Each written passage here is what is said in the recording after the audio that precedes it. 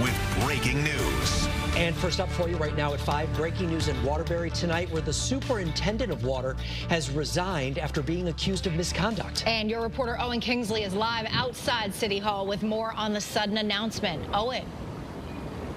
Well, guys, the city says that through its investigation into water flow issues stemming from a fire hydrant that stopped working earlier this month on Bennett Avenue, they discovered that Water Superintendent Bradley Millay, quote, engaged in misconduct during the course of his employment. Now, when the city questioned him about it Wednesday, he resigned.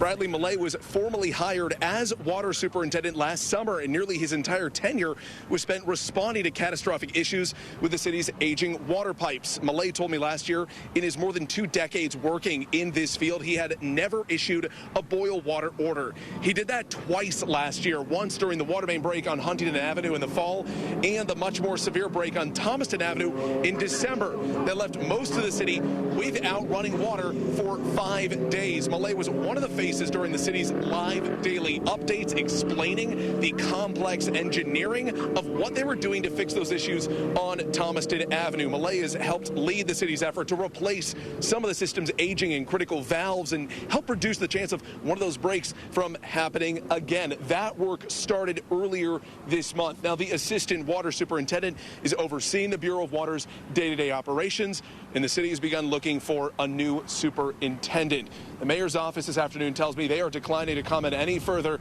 on this situation. We've also reached out to the Waterbury Police Department asking if any criminal charges could possibly stem from this alleged misconduct. They just responded minutes ago, telling me that this is an ongoing investigation.